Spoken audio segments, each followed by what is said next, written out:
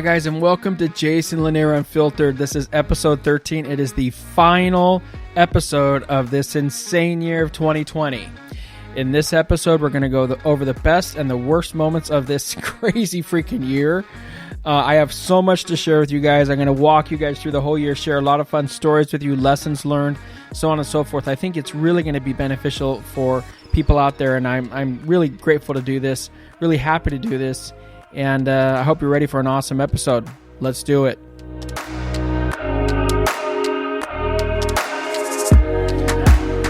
All right, guys, and welcome. Welcome to Jason Lanier Unfiltered. Again, this is the final episode of this crazy year. I'm first off, I just wanted to say, guys, thanks so much. You have helped make my podcast, Jason Lanier Unfiltered, one of the top podcasts in the visual arts section for iTunes, which is pretty crazy because I took about a year and a half hiatus, and we started back up. I started back up in November, a month ago, really. I think I launched the new podcast right after Thanksgiving. So as I'm speaking right now, it's December 27th, and it's been a month, and we're already listed in the top of the visual arts section for iTunes for podcasts, which is great. So thank you. I just it blows my mind the response that we've had, and we cleared 10,000 downloads so fast. It was crazy, and that's just downloads. It's not listens or streams or whatever. It's crazy. So thank you guys. Thanks so much for all of that. I just really appreciate it. And if you're listening, this is brand new to you guys. You can check us out on Apple Podcasts, Spotify, iHeartRadio, wherever you want to listen to a podcast, you can find me. So thanks, guys. I'm recording live from Mobile, Alabama. And I am out here. This is my final road trip of this crazy year, 2020. I'm not from Mobile, Alabama, but I am in Mobile, Alabama. And out here shooting with some crazy stuff, and did a shoot today at the Outcast Estate. It's this crazy estate that was built by this guy named George Outcast. He was a big mucky muck back in the 1800s and 1900s, part of the FBI, and he was a business mogul, and he has this huge estate, and now it's dilapidated and abandoned. And I went in there and did a shoot today with a model named Anna, and it was fantastic. We're going to go back there tomorrow and do some more work, but just really, really crazy. And more on that later. But this episode, just wanted to give you guys a heads up, is also going to feature a guest appearance from a model named Siray Kong. I did a shoot with Siray, a Christmas shoot. So if you guys haven't checked it out, you can check out my latest video, which is a Christmas video on YouTube, how to take great holiday shots. And really, it's holiday pictures, guys, but it's teaching you how to do lighting. So if you're listening to this and you struggle with how to do lighting, especially indoors, where you're wanting to expose for the background and then use lighting for your subject, this video is for you. It's holiday themed, it's Christmas themed, but you can most definitely use this in any circumstance, I should say. So go check that video out. But we did that at Siray's home. She has a very nice home, and we did that at her home. And we did two shoots at the home. One was that inside of not inside, in her living room where the Christmas tree was. And then we did one inside of a bathroom. She has like a blacked out bathroom that we did a really cool shoot in. So after the shoot, I asked her, hey, can I record some of you on the podcast so we can, just get your voice. And I'm trying to do a lot more of that as I'm meeting all these different creatives and such. I'm trying to add more people to the podcast to make it really fresh and fun. So anyway, Siray's going to come later on in the show, but I just wanted to kind of prep you guys for that. So I hope everybody had a great Christmas out there, Hanukkah, Kwanzaa, Festivus, whatever you celebrate. I hope you did it with people that you love. I hope it was edifying for you. I know I had an incredible Christmas. I think my favorite part of Christmas was I love cars. If you guys don't know, I really, really love cars. It's if I wasn't a photographer, I'd probably be a grease monkey, just because I actually love it. And anything that I love, I tend to do. So I love cars, and I have many cars, and one of them is a little BMW Z3 that I love. And I remember seeing it many, many years ago in a James Bond movie when I was much younger, and I'm like, one of these days, I'm going to own one of those cars. And I do now. And I love it. It's a little convertible. It's the 3.0. It's fast. It jumps right off the line. It's just a lot of fun. And I mention that because one of the passions that my sons have with me is working on the cars. And that's one of the main reasons I love my cars, is because it's such a bonding experience with my boys. Well, we've been doing a lot on the cars, and just, fun stuff just to fix them up and stuff. Not like, putting hydraulics or crazy stuff in it, but just fun stuff to have fun with the boys. And anyway, I mentioned all that because one of my sons, Kevin, was sick on Christmas. And so he stayed home while I went to go visit my mom. And then my other son, Jason, said, well, I'm just gonna stay home with Kevin so he's not home alone. I'm like, right, that's great. So then Michael's like, Dad, I'll go with you to Grandma's. And I went to go see my sister and my mom and everything else. Anyway, I mentioned all that because Michael and I kind of looked at each other, because the Z3 is a two-seater, and we kind of looked at each other like, well, it's rare that it's only two of us driving, so if it's only two of us, dude, let's take the Z3. And you got to understand, California, the weather's freaking awesome. So we're like, yeah, let's take the freaking Z3. And so we drop the top down, and we get ready to take it. Well, the problem is I bought one of the things that my mom is completely renovating her house. She's spending all of my future inheritance and my brothers and sister future inheritance on renovating her house, and I couldn't be happier for her. I really couldn't. I say that in jest. I'm so happy that it was actually my idea. I was sitting in her house back in June, and I said, Mom, you really should build because she has a master bedroom upstairs, and I said, you should build a master bedroom downstairs, dude. And so she is, and so it's really awesome. And then she started with the master bedroom, and she's expanded the whole house. Well, I say that and share all of that. Sorry to be long-winded. But she said, hey, I asked my sister, I said, what does Mom want for Christmas? And she goes, Mom could use a fireplace screen because she just had the fireplace done. And we're going to get rid of that old, ugly, thing from when the house was built.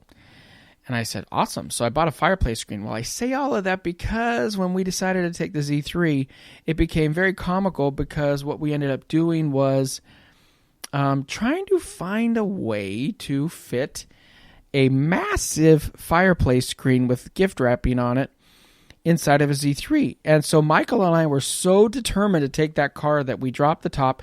And I posted videos of this on my story on Instagram. And he's holding the filter. They're not the filter, the screen over the top of the car, and we had to drive 60 miles to my mom's house. But the funniest part was, as we're driving, dudes saw this huge freaking box hanging out the top of the Z3. They saw it was gift wrapped. And Michael's crammed with the seat, and I'm driving, and I'm having to move my hand around the stick shift, and all the guys would do is look at us, and they'd give us the hey, like a thumbs up sign, like, yeah, we get it. We know it sucks to have to hold that thing, but it's totally worth it to drive that. And the thing that Michael and I kept saying to each other the whole time was, dude, the drive home's going to be awesome. The drive home's going to be awesome. And it really was. It was a lot of fun, really sweet, memory for me with my son, and it was a lot of fun. So just a really great time. I really hope you guys had a great Christmas. I know that I did, and I hope everybody else out there, if you didn't have a great Christmas, or if it was kind of a lonely affair for you, don't give up. Don't give up. You'll find what you're looking for if you look hard enough. And I'm just a firm believer in that positivity can make a huge difference in your life. I really, really believe that. So real quick, guys, we're going to take a really quick break. It's only going to be a 15-second break, so you guys can hopefully you can hold on for that 15-second commercial break, and then we're going to get into breaking down the crazy year that was 2020. We'll be right back. Okay, guys, welcome back. Oh, really funny, too. I'm going to try to correct it in this podcast. I was on my Patreon channel because I do Patreon, guys. Patreon.com/JasonLeonardPhotography. I do Patreon, which I teach people online. Anyway, I was asking the people on the Zoom session that we're doing there. We do 4 Zoom sessions a month. And I asked the folks, I said, hey, do you guys listen to my podcast? They're like, yeah. And I said, all right, cool. What do you like, not like? And one of the things they said to me is like, Jason, we really like your podcast, but, and I said, well, what's the but? They said, well, your audio levels, like your audio, my man Joe from Nashville, he's like, dude, your audio during your speaking session is good, but it's too low because then when the commercials come on, it blows our eardrums out. So I'm sorry I'm laughing. I laugh because I do listen to my own podcasts after I release them because I critique them. And so I've noticed the same thing. So hopefully I'm fixing it on this. I'm going to really try to make sure that I get it right. But thanks for that feedback, guys. So let's get to it. 2020. Absolutely crazy year. And I know it's been crazy for everyone else, but I'm just going to walk you guys kind of through a calendar of my year and how everything has gone and what's transpired with me and my company and me personally and so on and so forth. And hopefully it resonates with you guys out there. 2020 started off kind of nuts with me going to Imaging USA. That was the last semblance of a photography convention where there was normalcy. And I've spoken about this in previous podcasts, so I'm not going to go on and on about the photo conventions. But is it possible that we won't ever see something like that again? I think, like to the extent of the WPPIs and Photokina, which we all know that is, gone out of business, and all these other photography conventions, is it possible that that's the last one to that extent? I'm sure that they're going to try to revive them in some ways because they make money for people. But what I'm questioning is, are we going to go back to that as a culture, as a society? I know we want that socialization, but also when we're so used now to just seeing people online, I think we're not going to go full back in any industry, in anything. We're not going to go full all the way back to what we used to have and do. So it'll be really interesting to see if the conventions come back. I know that the ones that are planning for 2021, they're already planning, at least the first half of the year, they're planning all of them to be virtual.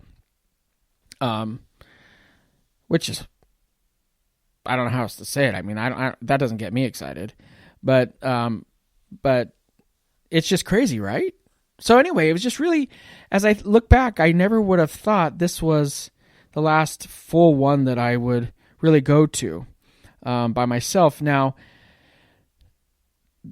I did that in mid-January, and then I came home and I started getting ready for my hip surgery. I had my hip replaced in the beginning of February, had my physical therapy planned and everything else, and 2 weeks later, I went to my last convention, which was WPPI, and as I've said earlier, that was kind of just sad.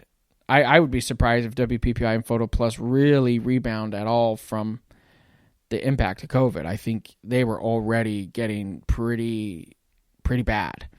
So I'd be curious to see if that happened. But I did that. I went to WPPI. Really, it was odd. It didn't feel right. And that's when I remember hearing, and I think all of us out there can kind of remember these moments where that's when COVID started to get serious, right? It started to get serious in the end of February. And I remember talking with my team, and I'm like, it's crazy. And even at the time, I'm like, I don't think it's going to get as bad in America as it is in China. I mean, you just don't think that. You're in the most developed country in the world, and you don't think your country will be shut down. And you don't think Americans are going to put up with it. You just don't.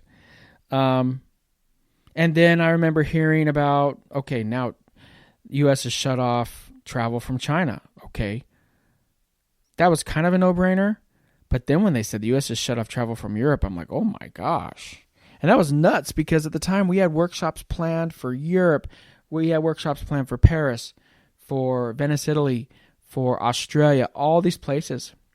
And I'm just looking at my map. I'm looking at my business and I'm like, holy crap. I mean, I'm losing all of my workshops.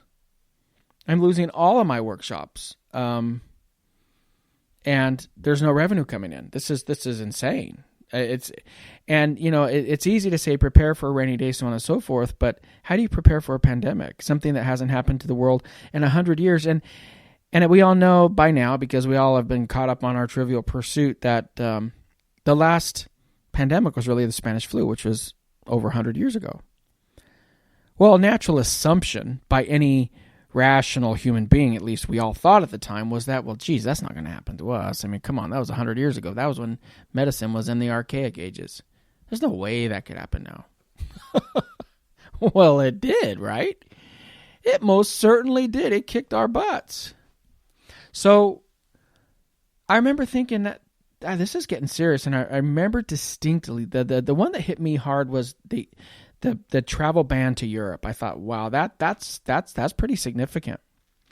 So that pushed my mind, and I started thinking. I'm always thinking about what's that next step.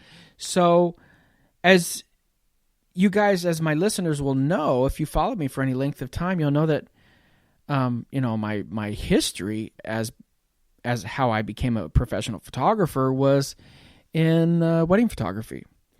And since I started teaching and YouTubing and blah, blah, blah, all the stuff that I do on a normal basis at this point in my career, I went from shooting 35, 40 weddings a year to shooting 1 or 2 a year at the most.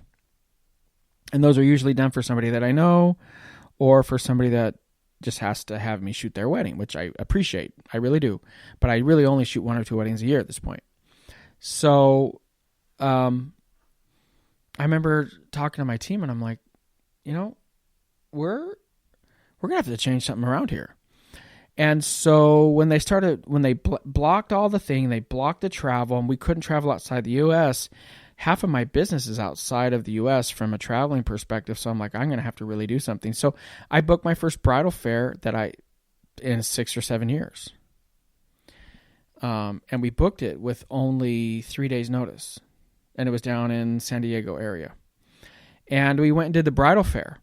And I pulled all my old stuff out. Because there was no time to prepare collateral or anything. I remember we were running to FedEx in the middle of the night trying to beat them. That was before you had to have masks everywhere. It was just such a strange time. And we went and did the bridal fair. And I remember, it was so crazy, guys. I remember going to the bridal fair, and that's when you could still meet in larger groups. And this is mid-March, somewhere in there. And I remember huge bottles, like Costco, like enormous, huge bottles of hand sanitizer they're placing everywhere. This is when people were still trying to figure out, what exactly are we getting ourselves into here? I mean, how serious is this? So we at the bridal fair got so many incredible leads. I mean, we had at least 6 or 7, 8 weddings that we would have booked from that at a minimum. It was a success. And then a week later, they shut the country down. Everything got shut down. All weddings were canceled. The world kind of stopped. And I know many of you out there listening to this can totally understand that. It's just such a surreal moment. And growing up, I have to say this, I love history. I just love history. One of the most incredible experiences I've had as a photographer is my opportunities to visit historical places such as Dachau and Auschwitz and the Sachsenhausen concentration camps and just other, Washington, D.C. and just all these places where history has literally taken place, and tragic and momentous and triumphant. I mean, it runs the whole gamut.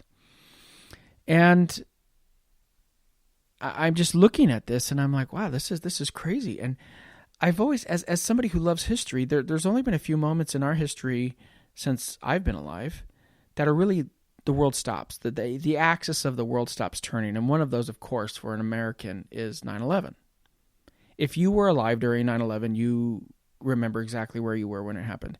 And it's funny because when my grandparents would talk about D-Day or Pearl Harbor, I remember my grandfather distinctly telling me about his feelings on Pearl Harbor and World War II. And you always wondered what were those historic moments for you or for me, right? And so 9/11 was definitely there. But then COVID, this COVID thing is so incredible from a historical perspective because it's life-changing not just for one country or one region of the world, but for the entire world. And that's what's nuts about this, right? Because that in and of itself is incredible, because even when you talk about a world war does not truly impact the world. Like, there are whole regions, whole half of the world that doesn't feel the effect of a world war. There's no conflict on their land and so on and so forth. They really don't have there's some things like, okay, well, trade may get disrupted a little bit, so on and so forth. But the point is, COVID has impacted everybody out there, and that's what's crazy. Though I don't think the world has ever had such a disruptive moment, but also such an equalizing moment where so many different countries and regions and rich and poor have been impacted by such a horrible pandemic. It's truly historical from that perspective. That got me thinking. I'm like, okay, this really is historic. And so I had, at the time, I had a new light by Rotolite, the Titan X2. And I needed to do a review video for it. So we went out and shot a bunch of videos for it. And we went up from Southern California up to San Luis Obispo. And that was surreal because it was a road trip. But when we did it, going into the hotels and the hotels being locked down and you weren't sure if you could travel and you weren't sure what you could do. And I remember going into a hotel and they're saying you can't travel unless you are an essential worker. Well, at the time, what is an essential worker? Who knows who's essential, right? And I think that one of the things that I am very grateful for is that I have lived my life as a photographer, and I haven't stopped living as a photographer during COVID. I haven't stopped being a photographer, which I love because that means I've embraced every moment of this from a historical perspective, from a learning perspective, and I can tell stories that will last forever because I lived during it. I didn't hunker down, and I wasn't irresponsible either, but I went out there and did what I think photographers who are interested, who are photojournalists, should do. I went out there and documented this. So after doing that Titan video and seeing the impact, and I remember it was funny, we went to a gas station and we were sitting there and we even bought, like, we were so paranoid at the time. We're like, and we're not really paranoid people, but I remember thinking we bought like gloves, like not like surgical gloves, but like working gloves and stuff. Gloves just to change the gas. Gloves just to do this. Gloves to walk into the bathroom, because there was no information available on how you should act during a pandemic. There was nothing. So I looked at my landscape as a photographer and I said, okay, I can't do workshops. Can't do weddings. What the hell am I going to do? And I remember posting online and saying, I'm going to do a documentary on COVID. And people were furious. A good amount of people were furious. You're so irresponsible. You're so reckless. You're putting people's lives in danger. What the hell are you talking about? Are you serious right now? You ever heard of a war photographer? Are you serious right now? You mean we shouldn't be documenting this? That's insane. That's insane to me. And I'm not saying any photographer has to do it, but some photographers do. I'll never forget some of the photographs that have impacted me the most over the course of my life have been photographs from the Civil War. I was at Gettysburg and I looked at photographs of the dead soldiers laying there on the battlefield. Imagine if we didn't have those pictures or those moments. Those are incredibly impactful. And to me, that's what makes being a photographer so powerful. And why we should never abdicate our duty. We should never be derelict in our duty. We should never relinquish what we provide to the world, which is capturing history. So I said, hey, let's make a documentary on COVID. Because honestly, at the time, and even now, who knows what the hell the media believes or what to believe from the media, left or right. I'm not going to get into CNNBC and MSNBC or CNN versus Fox. I don't care. I'm talking about how is it impacting us as human beings. I don't care about those damn channels. All they do is scare the hell out of you, either way, to get ratings, because ratings get more money, right? So they scare you. Left or right, I don't care. They scare you. And that's how they make money. So I said, I just want to record what's happening, because all I'm hearing is there's no PPE. All I'm hearing is this. All I'm hearing is that they're not getting help. All I'm hearing is X, Y, and Z. Well, let's go talk to the people on the front lines and figure this out. Well, airline travel was banned at the time, and/or you didn't even know if you could fly without being literally detained and/or quarantined. Like if we flew to New York to figure things out, are we going to be able to even rent a car? It was that crazy. If you're listening to this and it's in a time capsule and you're listening to this 50 years from now, it was that crazy, guys. Okay? Absolutely insane. So we took off. We took off on a journey from California that took us all the way up. We went up the coast, San Francisco, all the way down, went through Phoenix, and Phoenix through Flagstaff, and then we cut through the middle of America, because the plan was to go through the middle of America on the way on our East Coast endeavor as we were heading towards Kentucky, going through all these, Nebraska, Montana, all these different areas. And then we, after Kentucky, we went up. We went up to Detroit. We were trying to hit the bad areas, right? Detroit and Chicago. And then we went to, obviously, our biggest goal was New York. And we got into New York City. Just some of the stories, guys. I mean, it was insane. We were in Detroit, and I was down by the Packard motor plant, the Fisher body plant. And I've shot that many times as just an urbexer.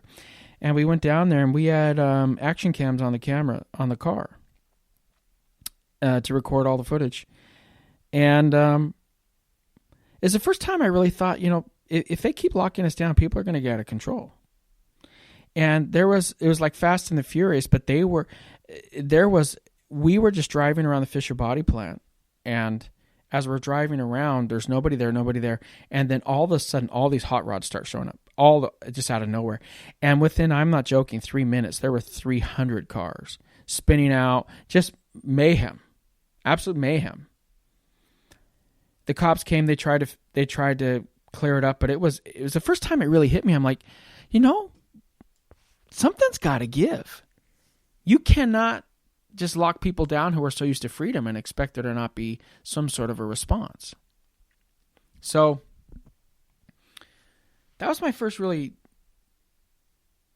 first thing that really keyed me into this is going to be a different kind of a year. And so then from there, we made our way up to New York. And New York was, at the time, the epicenter of COVID in the entire world. Not the United States, but the world. Elmhurst Hospital, the nursing homes, the subways. And I had my man Lionel reach out to me, and he said, yo, Jace, I work for the MTA, dude. There's a story nobody's telling. There are more people dying of COVID in the MTA, which is the Metro Transit Authority, than NYPD and NYFD, the police department, the fire department combined. There's more people dying because they're not cleaning the subways. The homeless are riding it. They're not protecting the homeless. And when you have a city that is so reliant on, or so dependent on mass transit, like New York,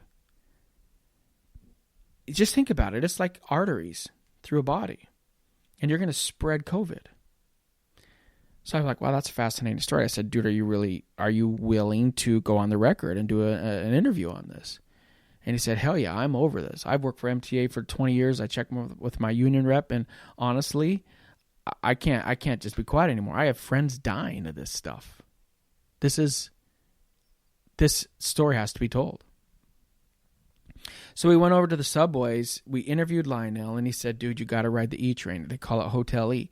That is where literally the homeless sleep, and they don't clean it. And they say they clean it, but they don't. They're lying. So we did. And I got to say, to this day, it was one of the most scary. And I don't get scared, but I'll never forget. Let me finish that thought. It was one of the most scary moments of being a photojournalist that I've ever done. Now, if you're listening to this, you're like, oh, Jason, you're not a photojournalist, because people said that online. You just do, you shoot models, blah, blah. Y'all, I've done documentaries in Ethiopia going back 8-9 years. I've done the last 3 presidential inaugurations. That's going back 12 years. This has always been in my blood. I love history. And I love my role as a photographer. And just because I make some of my money doing different things doesn't mean that I don't do this. And if you haven't watched these documentaries, especially the one uncovering COVID, go watch it. Go watch it. Because what we did down in that subway was awesome.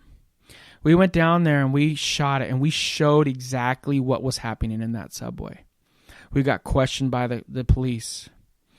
And it was so fascinating because one of the cops came by and said, dude, you're not even hearing the real story. I mean, what they're telling you on the TV stations and everything else, and Cuomo, it's complete lies. And it was just incredible to be down there. And I remember, this is what I was going to say earlier. I remember one of the moments for me, and if you guys have followed me or you know who I am, I don't freak out about stuff. But we were down there, and I was so nervous because at the time there was no reliable information anywhere in the world. Forget the United States, y'all. There was no reliable information anywhere in the world. The WHO, everywhere else, has changed their tune 1,000,000 times. Nobody has a freaking clue, and especially rewind 8 months ago, nobody had any freaking clue.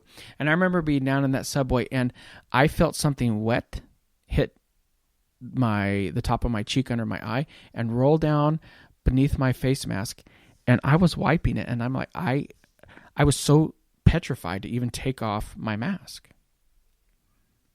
It was crazy. And again, if you're listening to this and you didn't live through COVID, what we're living through now, you don't really know how to describe it to somebody. And that's why I'm making this podcast. I want people to remember what this was really like. And if you're listening to this, I would encourage you to make a recording of what COVID's been like for you, and or write your thoughts down. Because we're living through history right now, my friends. So we went and shot that video. We uploaded it. It went out, and as soon as we uploaded it, guess who goes down to the subways for a photo op to clean him up? Governor Andrew Cuomo. I kid you not. Unbelievable. As soon as we went down there and shot it, and they knew we were down there, he's out there cleaning the subways for a photo op. Makes me sick to my stomach. And I'm not talking about Democrat or Republican. I don't give two craps about that. I care about truth versus lies, and living versus dying. It was absolutely incredible. One of the most surreal moments of my life that I don't think will ever occur again was going into Times Square in New York City. And it's empty. I mean, just bone dry empty. And we're not talking at 4 a.m. We're talking at 8 p.m. And again, this is in the documentary, my friends. You got to watch this. It was absolutely surreal. And taking pictures of Emily in front of the American flag with a mask on. It was insane. Such a powerful image. A timeless image. Very, very powerful. Then you go over to, we're standing there, and again, this mayhem is starting to occur everywhere that we're going. And we're in Times Square, and all of a sudden these cars start racing around. And we're like, they're racing around like Fast and the Furious. I mean, there's no cops. The cops won't stop anybody. It's literally just a free-for-all. Absolutely insane. From there, we went to Washington, D.C., and again, as the time went on, because we were driving all of this route, as the time went on, we went to Washington, D.C., and there was this biker gang that, I've been to D.C., I don't know, 30, 40 times in my life, and I've always admired the National Mall and the Washington Monument and the Lincoln and Memorial, all that stuff. And I'll never forget getting there, and there was this biker gang of ATVs, motorbikes, all the stuff, and they get onto the lawn of the National Mall in front of the Washington Monument, and they start tearing up the grass, driving all over, terrifying people. And I'm thinking, where are we? I've been in third world countries many, many times. I've never seen anything like this in the United States. This is crazy. And I remember saying at the time, I said, I truly believe that we're going to have a breaking point as a country and as a world, because there's so little information out there, but there's just so much of a lockdown and so much fear. So we're going to take another quick break, guys. This is a really quick one. We're going to take another quick break, and then we're going to get back to where we went from there and talk about me going to prison and covering the riots and going from there. So stay tuned. Welcome back, guys. One of the biggest moments that I remember in DC was there was one day that it was raining. And I don't know how to describe this other than I'm going to try to articulate it as well as I can. But there was one day that it was raining, and I just remember looking out the window and thinking, I remember saying, the world has changed. It really has changed. It's never going to be the same. And I think that now that was back in late April, early May.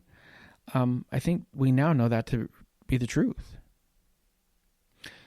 So we went from DC and then started driving south. We found our way to North Carolina. We attended a rally. They had been protesting against the lockdowns. We filmed a protest. And as I was filming it, I got arrested for trespassing because they didn't like the fact that I was filming the protest. I went to jail during COVID. That was fascinating, truly. And it's just such an eye-opening moment to witness these things. And I think one of the things that was most enlightening to me was in the one environment where they can control all of my actions the most, they did the least to do anything about my personal safety or any of the other inmates that were there. I had to post bail. It was crazy. Absolutely crazy. And no PPE provided. There's feces, urine on the stalls. Not stalls as in bathroom. I'm talking the holding tank where they're holding the bunch of us. And there's urine on the... I mean, they're defecating there. There was a phone that every inmate had to use to call a bail bondsman. None of them were cleaned. And I'm thinking, you guys are locking us down and you're locking people down. But the one, I mean, literally like locking business and stuff down. But the one area that you are locking down human beings, you don't do anything to provide for our personal safety. It was funny. I remember I had the whole deal. This video is on YouTube. It's called Freedom. And as I got locked up, handcuffs, they took me to the sheriff's detention center in Raleigh, North Carolina. And as I went in, still in handcuffs, got out of the car. They question you in regards to COVID.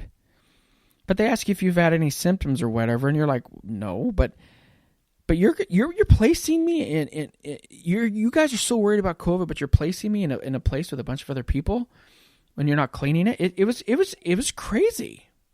Absolutely crazy.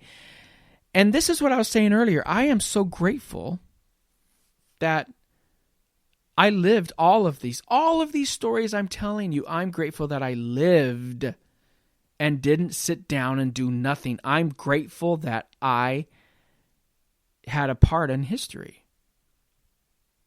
And I'm not saying that I'm historical. I'm grateful that I chose to live during these times and document them and be an active participant. I really am. Very proud of the work that we did. Very proud of it. Left North Carolina, and then we went all the way. Then we went down to Atlanta, and then from Atlanta, we went to New Orleans. And the plan was to we were trying to strategically plan these by dates. And I think at the time, if I'm not mistaken, it was around May 14th, May 15th in New Orleans. That was their reopen date. And I've been to New Orleans a million times. And we got to New Orleans about May 12th, if my calendar's right. And got to New Orleans around May 12th, and a couple days because we wanted to record a couple days before the reopen and a couple days after. It was a ghost town. Absolute ghost town. And it was crazy to be in there, to walk Bourbon Street, to walk all these places, and to just have it be so eerily quiet. So we thought, well, assuredly, once this lifts, we're going to be able to see more people come out and so on and so forth. I mean, it's New Orleans. Give me a break. I mean, it's a big easy. They're gonna go nuts. There was no going nuts. There was nothing. One of the sweetest moments was we were driving and we heard this beautiful clarinet playing, and we saw a crowd that had gathered underneath a little terrace down in the French Quarter of New Orleans, and there was this incredible musician up there playing. And he had played for 30 days straight during the lockdown to provide some sort of a uplifting, spiritual, maybe not even spiritual, but an uplifting, message or just moment to people out there. And there were probably 50, 60 people gathered down there, and people filming it. And he came down, and this was the day before they reopened. And so when he came down because the people who had been listening for the last month had made him a card and done some really sweet things for him. And so I approached him and I said, hey, can I interview you? Can I talk to you about what you're doing here? And oh my gosh, this gentleman was so gracious. And he invited us up into his home, very accomplished musician. And we sat there and got to record video of him playing on his balcony. And we got to record video of him in his beautiful home talking about his experiences of providing music to people during a crazy time. It just an incredible moment. Other incredible moments in New Orleans where there was an old he reminded me of Louis Armstrong. He looked like him. He was big and bombastic, but not in an obnoxious way. He was big, and he was bigger than life. Great voice, and he played a tiny little trumpet. And man, he would blow that thing, man. It was just awesome to watch. We recorded footage of him, and I have pictures of him just in the middle of the French Quarter, and the streets are empty. And when in the world are you going to get a picture of somebody in the middle of the French Quarter with the streets empty? So the people out there who listen to this and say, well, that's irresponsible, you shouldn't have been out there. Well, who else is going to take that picture? Who else is going to show our kids and our grandkids and our great-grandkids, this is what it was really like, right? I'm telling you, that's what's so powerful about photography, and it's why I love it. It's why I love every moment of it. Photography makes me cry. Photography makes me... I'm telling you, you have no idea how many times the back of my camera has been moistened by one of my tears because I love this stuff. It's amazing to me. It makes me whole. It edifies me. And to be able to capture these moments and all the madness that ensued afterwards. Because then immediately after that, we got right into the horrible incident with George Floyd, and then in the murder, and it's insane. The world exploded.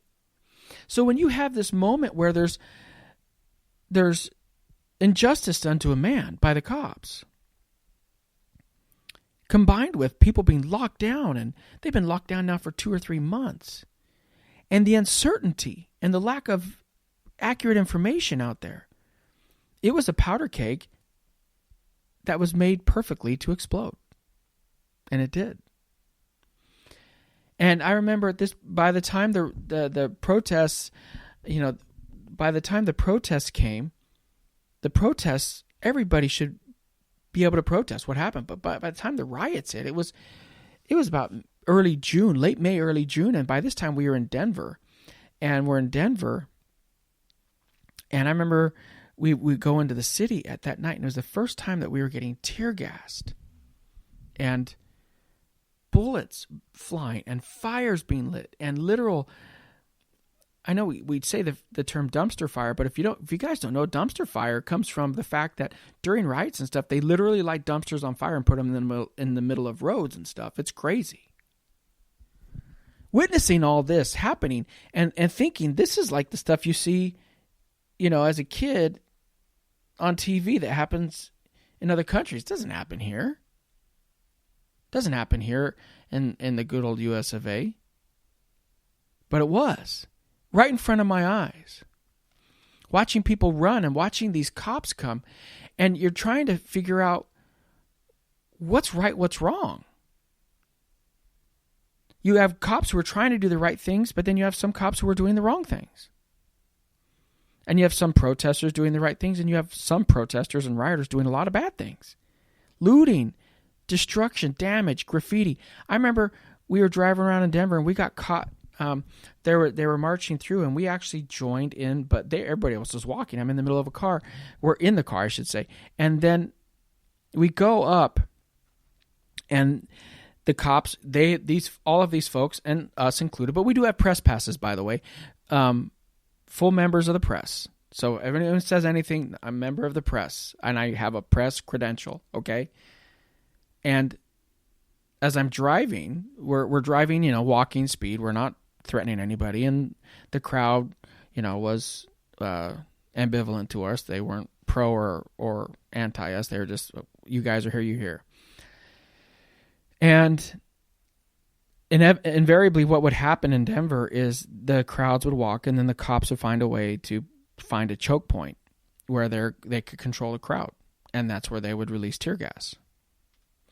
I'll never forget sitting in my car. And mind you, this is my personal car because we had driven all the way from California. This wasn't rental or anything. And the crowd is surrounding us. Well, the cops come in their SWAT gear, their riot gear, and start launching pepper spray, hitting the car. And we had 3 canisters of tear gas explode underneath my car. And that tear gas, guys, if you haven't experienced it, there is nothing like it in the world. Nothing like it. It literally stops you from breathing. It sets your lungs on fire. It sets your face on fire.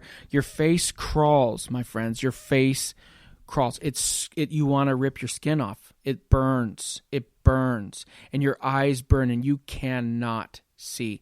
And I can't tell you how many times we went shopping trying to find gas masks and goggles. But guess what? They're all sold out everywhere.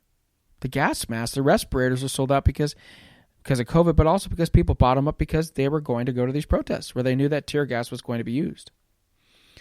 So even sitting inside of a car with the windows up and so on and so forth, with the air conditioning, the vents turned off, it took a good 2 or 3 seconds before that tear gas was inside the car. And I remember in this particular circumstance, we had to pull the car over. I pulled the car over because I couldn't drive safely. I would hit someone or something. I literally just didn't even touch the gas, just let it idle over to the side of the road. And the cops came and pounded on the side of the car. And they said, "Get the F out of here." And I'm like, "I can't drive." "Well, get the F out of here." All right. So once my eyes got a little less bloodshot, I drove away.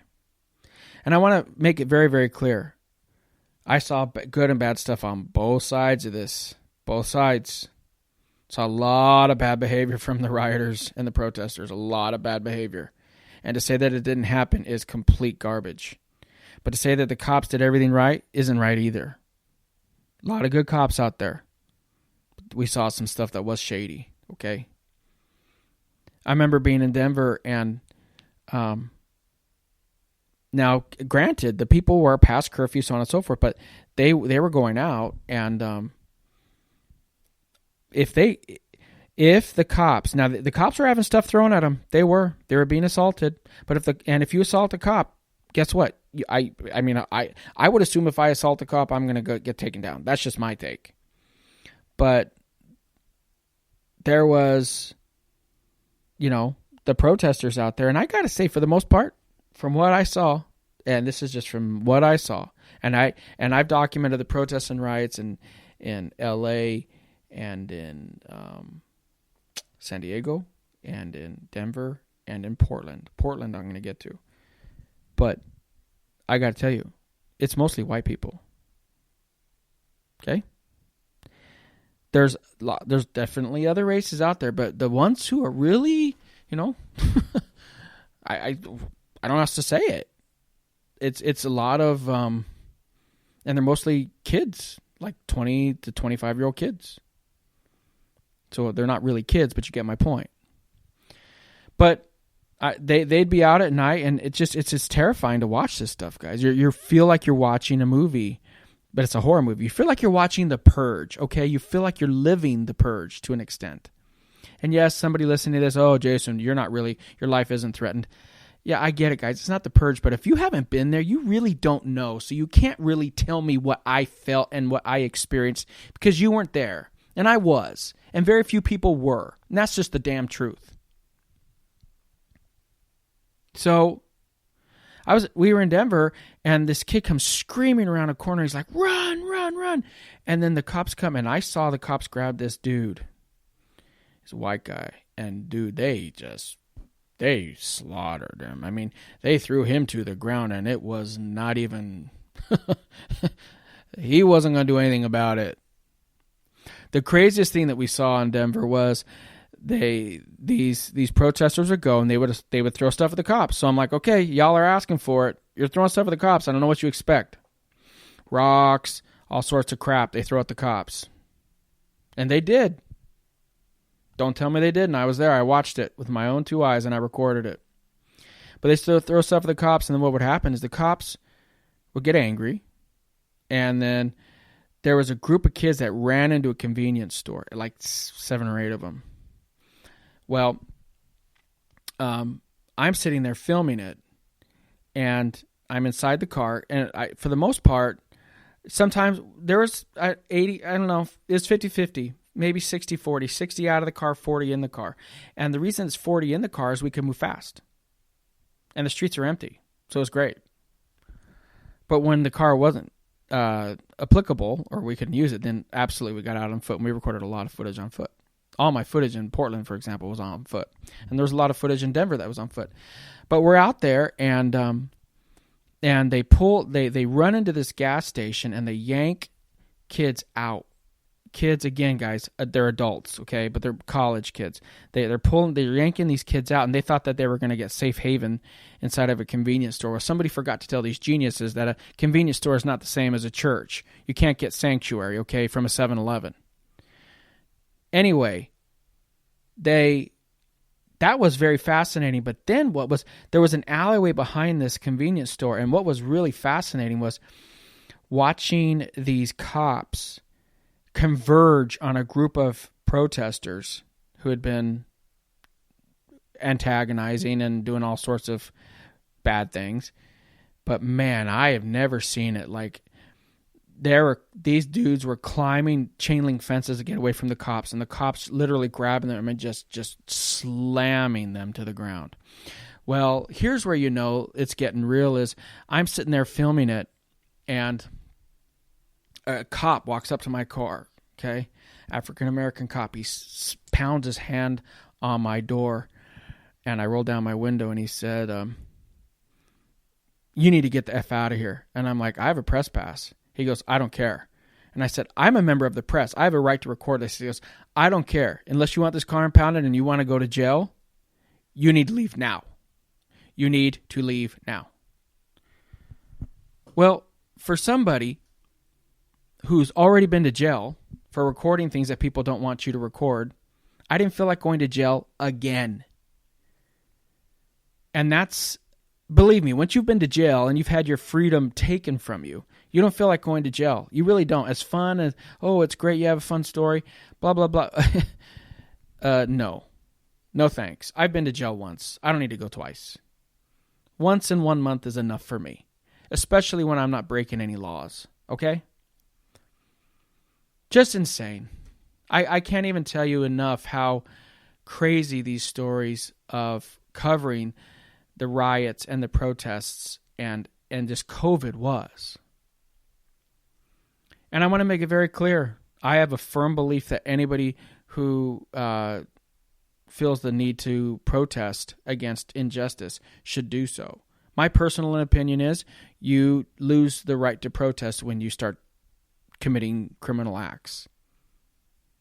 Take it or leave it. I think you lose your message when you destroy things. Well, that took us into June. June we were doing the coverage. We went and shot some down in San Diego. I took my sons down there, which was fascinating. I wanted them to see this stuff. And my family thought I was crazy, but I'm like, my sons need to see what's happening. They need to see this. I took them down, and that was, my sons are 17. They're not babies. And they're big boys. They're as tall as their dad. And it was eye-opening. They still talk about it to this day. Very eye-opening. Now, San Diego wasn't nearly the violence, but just for them to witness the protesting and the energy, it was a very eye-opening event for them. Well, that took us into July, and I think by this point most people were thinking, well, we got to round the bend on this. And I had a wedding that was booked for November of 2020.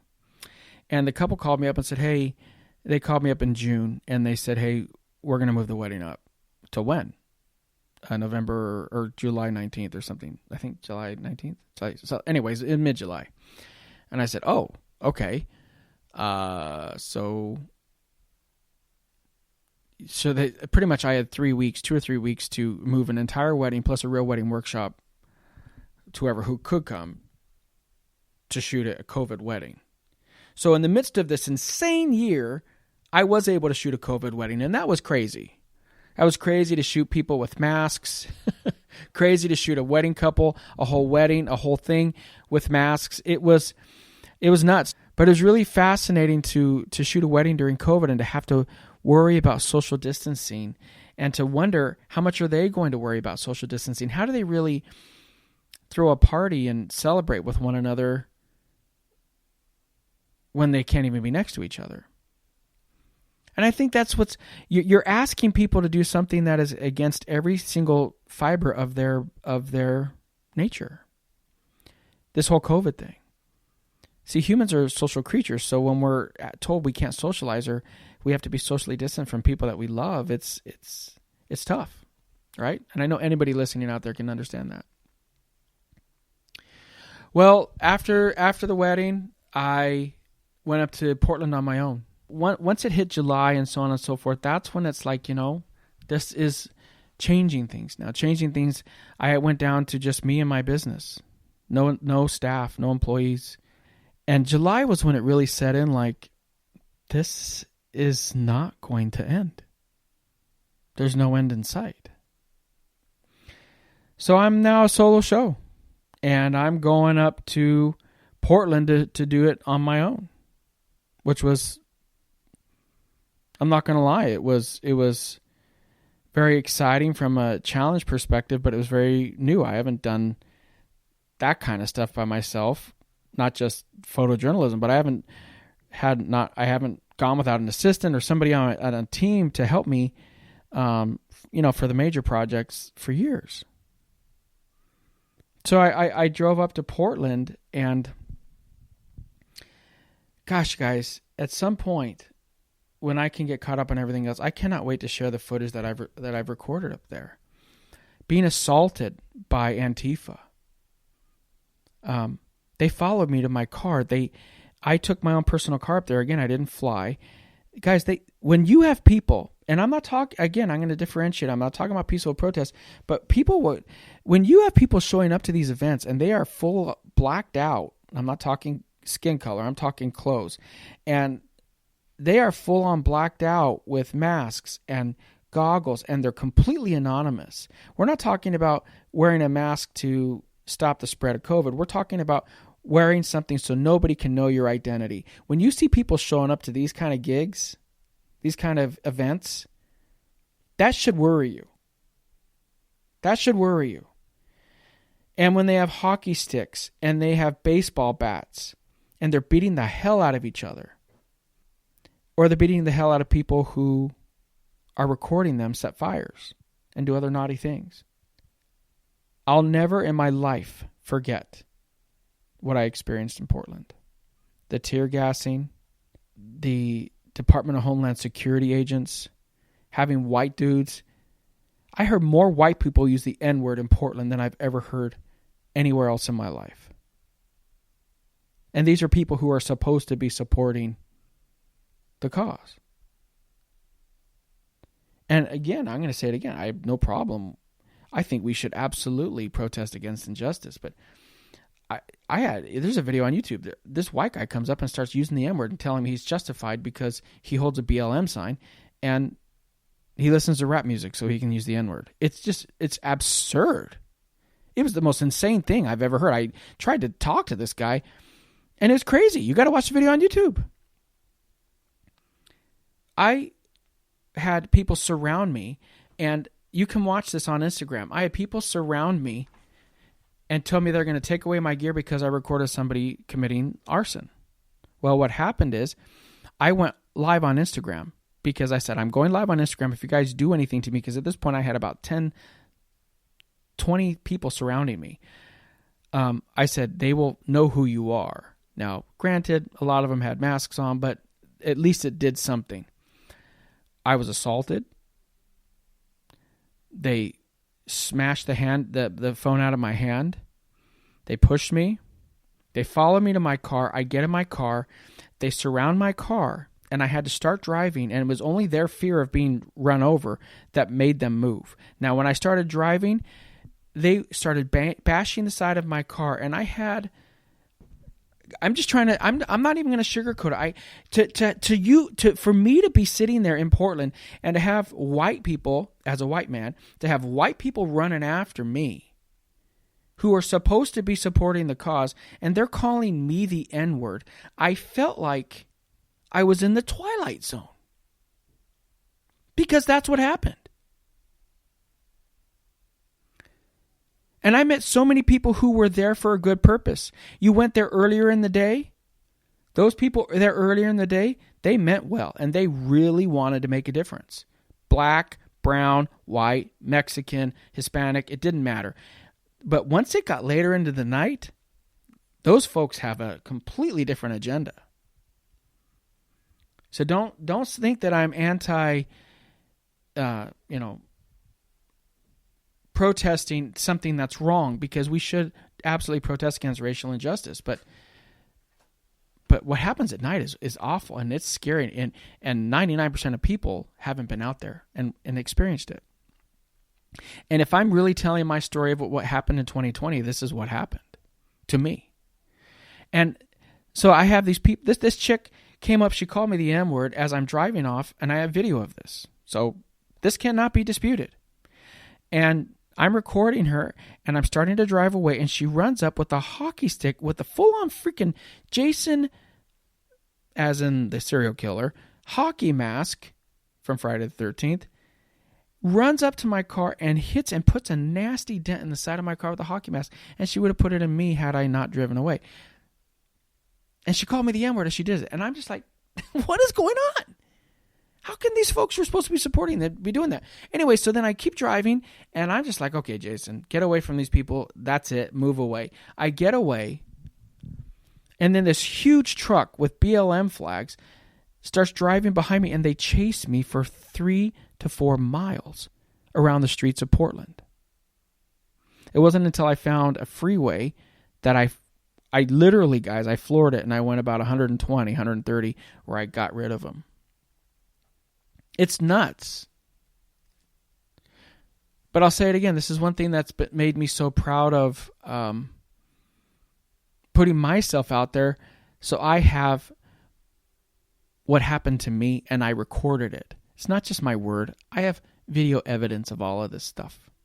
Watching people get chased to their cars and beat up and have their phones confiscated. Watching people destroy property. Watching these individuals, these groups, they would fight within each other and beat each other up. And then they would, if you recorded it, they would come and say, delete that right now. I'm going to break your camera. It's like, wow. In America. This is happening in America. And you know what's the freakiest thing? Y'all watch this. If you guys are listening to this, if you haven't been down there, you don't know. I'm just telling you. Okay? And you watch it on TV. Well, let me tell you. Portland, there's no cops. The cops aren't there. You are fending for yourself. It is a surreal feeling to grow up your whole life, but as an adult especially, knowing, hey, if something happens, 911, the cops are on their way. Or there's usually, especially in a metropolitan area, there's cops somewhere in or around the area. Not that place. That was gang. That was like Grand Theft Auto. Complete mayhem. So, just crazy. We're going to take one more quick break, and then we're going to wrap up. I'm going to talk about how I went from all of this insanity, this mayhem, and everything else, and transition directly into getting back to my business and rebuilding for my future, knowing that eventually we have to do something once COVID is over. Stay tuned. Welcome back, guys. So we've been through all that stuff, and after I was done with Portland, to be honest with you, after being chased, assaulted, tear gassed a million times, I was like, you know what? I've had my fill. I've recorded what needed to be recorded, and that was really the height of it. Honestly, Portland has completely died down in the subsequent months following. A lot of the riots and protests have completely died down. So it was a perfect time for me to start rebuilding. So I went out to Florida, and I've spoken about this earlier, so I won't belabor the point, but I met my buddy Anthony. I shot their wedding a number of years ago. Went out there and I started rebuilding for my future. Started meeting and thinking, I got to do something to build for my future. I got to add more models. I got to add more helpers. I got to add everything, because this year's been, at this point, this is 8 months of nothing. Like no bonding, no branding, no connections, no networking, nothing. It's just been a ghost town, literally. So then I went, and from there, we had a fantastic time shooting, and Florida is open, so you can shoot down there. So I started going to the states that were more amenable to photographic activity. In September, I went back to Florida again, and we shot this beautiful old abandoned ship called the Donna Kay. It's in Cape San Blas, and it's absolutely incredible. Went down there. It's quite a trek, and I can't wait for you guys to see this video. We went down there and shot it, and with a beautiful model named Nicole. It's quite a trek to get out there, but when you see this video, you're going to love it. When you see the video, you're going to love it, my friends. In October, Anthony said, yo, let's meet up. I said, hey, I'm going to go to Vegas. You want to come? He's like, yeah. So he and his husband came out, and we set up shoots with ballerinas and models. And one of the most insane moments was we went out to, there's a unincorporated area that's owned by the Land Bureau, Bureau of Land Management. It's not the same BLM, they're different, but went and shot in a dry lake bed, but there was a lot of sandstorms, like major sandstorms, like you'd see in movie sandstorms. And one of the models, she's actually not even a model as much as she is a dancer, a beautiful ballerina named Kiera. And we shot her, and Anthony and I were screwing around. There were some some of those wind tunnels, those cyclones, you see you see on TV or whatever. And I was taking my truck and driving through them. Now it was pretty stupid, I guess, but it was pretty fun. But we were driving through them. There was nobody around. But then we were like, hey, we think these are going to start coming towards us. So we got set up, and then we got just completely bombarded by a massive sandstorm. And it's one of the most amazing shoots I've ever done.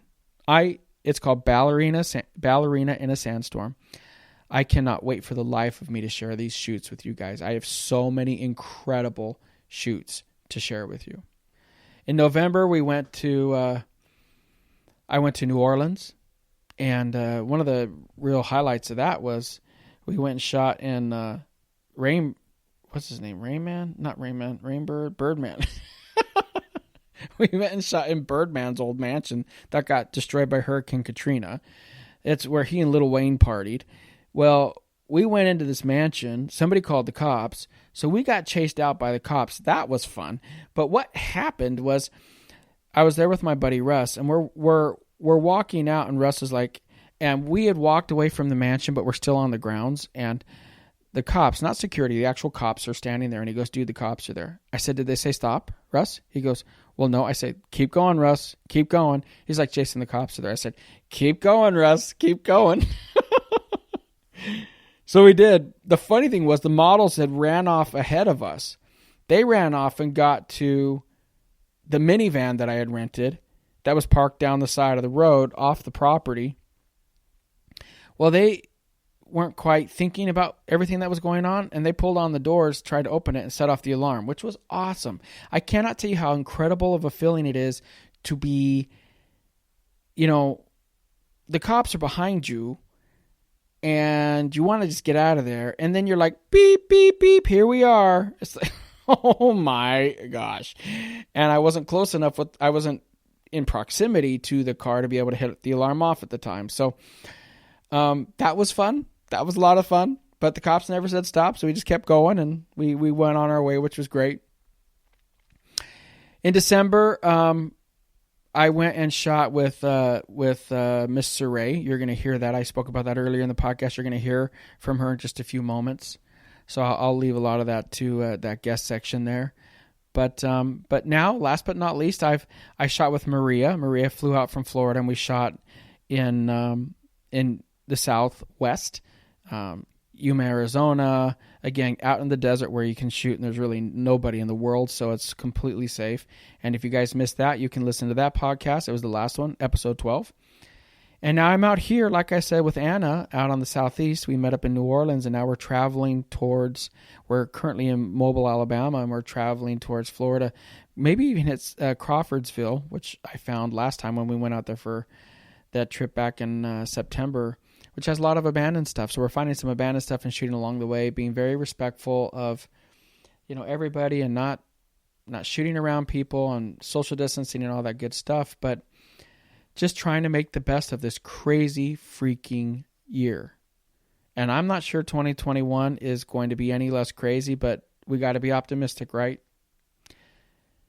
So guys, here is the beautiful Miss Siray. I'm going to introduce you to her. She's a model that I've shot with many times. I shot with her in a range studio in Los Angeles, shot with her at my workshop in Laguna Beach, and you're going to get to hear from her now as we share this guest appearance on my podcast, and I hope you love her because she's awesome. Make sure to give her a follow at Siray Kong on Instagram. Hi guys, this is the guest appearance section of the podcast. I'm sitting here with the beautiful Miss Siray Kong. Hi everyone. I've shot with Siray so many times. It's been a number of years that we've worked together now. Yes, time flies. And but here it is, close to Christmas, and we got in a last minute shoot for 2020, the year that never seems to end. Yeah. And came over here to, where are we at, Miss Siray? We are in West Covina, California right now. In Kong's Paradise. Kong's Paradise, yes. So it's definitely, I'm very grateful that you were able to squeeze me in with your busy schedule because this is definitely a good way to end the year, guys. Working with Jason is a pleasure and a blessing at the same time. So thank you. Well, no, and working with you is incredible. I've never taken a bad shot of you. Oh, You just say that. No, You're I'm professional. How can you take a bad shot? Well, that's just the trick. Pros learn to not take what they know would be a bad shot. We just did a photo shoot in a bathroom, so come on. Yeah. You're a genius. It was pretty awesome. So what we did here, we first did a Christmas shoot. Mm-hmm. I messaged her last night. We've had the bathroom shoot planned out. It sounds weird. You guys are going to be like, what, a bathroom shoot? Mm-hmm. She has this cool blacked out bathroom, like black tile, black everything. And I have 2 Titan X1s. And so I put it on special effects mode and had it cycle through all of the lights, the color of the rainbow, really. And from behind, and then I used the Titan X1 on front. But then she wore this beautiful black dress. Yes. And it was perfect for the lighting. It had like a wet look to it. It's like the most elegant bathroom shoot of all time. Yes, it was. I don't think I've ever seen a photo that is taken in a bathroom with a dress. Yeah, and I don't think I've ever posed somebody sitting on a toilet before. No, and you guys wait until you see the photo because I don't even think you would even know that there was a toilet there. Yes. It's amazing. It's fun. Yeah, it is. The lights too. It really, the lights, how it bounced off the reflection of the glass, the tile, the dress, everything was really harmonized. And you totally can tell when a light is off. It's amazing how in tune you are. It's like a chef. You can tell when an ingredient is missing. Yes. Yeah. You're absolutely instantly, you're like, that light needs to go back a little bit. I'm like, wow. That's how you're a professional. You're awesome. Thank you. And then, so that's the shoot that we had planned. But then before that, we did a shoot down by her Christmas tree. So we had the bathroom shoot planned, but then I said to her last night, we were messaging, and I said, hey, do you have a Christmas tree? And she goes, yeah. And I said, and I asked a kind of a loaded question that could have backfired, but I said, is it pretty? Yeah. And she's like, she's probably thinking, she didn't say this, she's probably thinking, what is that supposed to mean? Yeah. Is there such thing as the ugly tree? I think there is. But she, instead of replying to me, it was really cute. She actually just took a picture and sent it to me. I did. And I said, oh, that's really pretty. Yeah. Thank you. And so we came down and did a Christmas shoot in front of the tree. And she has this really cool garland, but like a boa, like a feather boa. And then we used, but it's not a feather boa you wear. It's something you put on a tree. It's really beautiful. Well, actually, it's a feather boa that you wear. I just threw it on the tree. Are you this serious? year, guys? I'm sorry. I kind of just threw my Christmas tree together. So my gosh! So that really is a feather. It's a feather boa, all right. Yeah. Now the tree is wearing it. Oh hey, we all got to share. That is so funny. Well, you guys will be able to see some of these pictures on Instagram. This will come out. I was wearing it. The tree was wearing it. Yeah, you were one with the tree. It was beautiful. But there's certain people that you shoot, and immediately upon shooting them, they just light up. And if you guys don't know who Siray is, you definitely have seen some of her pictures if you followed my work. I shot Siray at a range studio in L.A., and it was funny. Siray came, and we were kind of last minute trying to get everything put together, and she walked in, we set the lights up, and then it was boom. I mean, it was like fire. Every shot was just crushing it. I think, communication, well, actually, it's not I think. It's communication is the key. And what I love working with you is that you do communicate. And it really helps when you encourage the models, whether the dress is pretty, the hair, it really boosts the energy. And, and I really like that about you because I've worked with a lot of photographers, a lot. And you make it easy to really just shine. And you really know how to be very generous with your, just your timing and with people. You know what I mean? You don't rush me. You're really understanding and patient. Thank you. Yes. Thank you. I mean that. Well, no, it's been incredible to work with you, and Siray's already got all these shoots planned out for us. Yes, I do, guys. I do. He has an amazing trip coming up. I'm just so excited for him. Can't wait to see those photos. Yeah, Sorry. I totally just jumped. I couldn't stop thinking about it. I told her we were talking about COVID vaccinations, and that led to, I think I'm going to have to get one before I go to Africa. That led to what, you're going to Africa? And oh, my goodness. And I said, yeah, and I told her about a trip. I'm going to be going out there in June and July. And so as we're shooting, she's like referencing Africa. I think she was like singing that song. Yeah, I was. Yes, the Lion King song. Yes. Yeah, it was. But you guys know it's gonna be amazing photos knowing that he's gonna be in Africa shooting. I'm already excited. I'm sure you guys, as a fan of his work, you guys would be ecstatic too, because I'm a big fan of his work, and to be behind the in front of his camera, it's a blessing. You don't understand. It is. Well, it is. You know, it's funny, and I very much appreciate that. And it's funny when people say, oh, this and that, about, we love you, Jason, and all this stuff. I'm telling you, this is the point I'm trying to get to. I'm stumbling to it, but I'm trying to get to it. I cannot tell you how much I appreciate each and every person who supports me. It actually means a lot to me. Like, it hits me in the heart. It means a lot because, as an artist, you're always putting yourself out there. Yes. And you're always trying to give yourself to the world. That's really what being an artist is about. It is. And you know what, Jason? I posted your birthday that recently just passed. It said happy birthday. And a follower of mine said, you were in the UK teaching? Yeah. Yeah. He goes, oh my God, I was one of his students. I love him. And I was like, what? You see that? It's amazing the impact you put in people, especially when it comes so natural to you as a gift. You know what I mean? You share it. And how ironic, here he is in the UK messaging me how amazing you are. Oh. So you do make a huge impact on people. Well, thank you. You're welcome. From the bottom of my heart. And so honestly, Siray, ever since I've met you, you've been nothing but a ray of sunshine. Oh, and you're always so big about giving to other people and about shooting and working, and you're always so generous. You are truly one of the special people that I know, and I'm very grateful to be able to work with you. Thank you. Likewise, Jason. Likewise. So we have lots of future projects planned. Yes. Mr. Ray. Yes. Oh, if you guys don't know about Kong's Paradise, you got to check it out. Her house is Kong's Paradise, and it's this big house with so much stuff. She's got a zoo in here. Yeah, I do. It's my imagination is big, and I love all kinds of animals. So my backyard is my personal paradise. So just like King Kong, I do have a huge gorilla in the back. My last name is Kong, really easy to find. So, it's my little paradise. So if you guys get a chance, definitely take a look at it. No, for reals. And if you guys are hearing like birds and like it sounds really tropical and exotic in the background, that's because there are birds everywhere. And this place is so cool. I remember the first time we came here, it was just, wow, what a great place. Yes. We got to shoot again back in the backyard where the gorilla is. I want a nice gorilla shoot. We'll do a gorilla shoot. And what I'll do is I'll do a composite. I'll shrink you down and make it look like you're really being taken away by King Kong. Oh my God, that looks so cool. I can climb up there and sit in his hand. You know that? I have no doubt. Oh yeah, I'll do it. I have no doubt. Especially when you're taking the picture. Well, thank you. Yeah, you see this bruise? That's nothing. I didn't bruise her. That wasn't related to me. No, that was another shoot. I'm willing.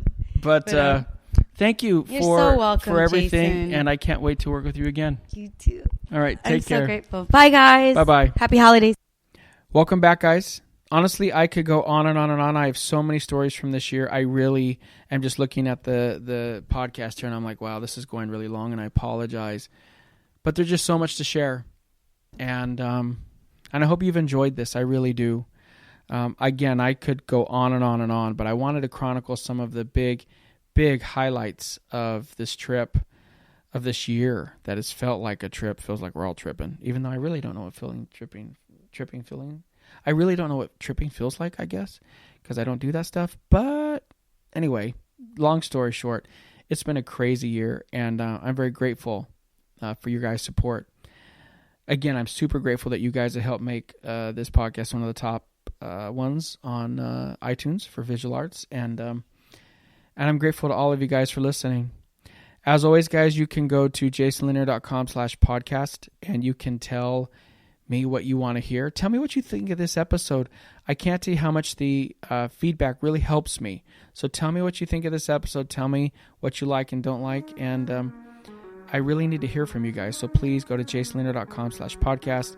Drop it down in there. And I'm very grateful that you do. So until next time, guys, keep shooting. Never give up on your dreams. Find out what works for you. And remember, you only have one chance to get it right. I'll talk to you guys next year.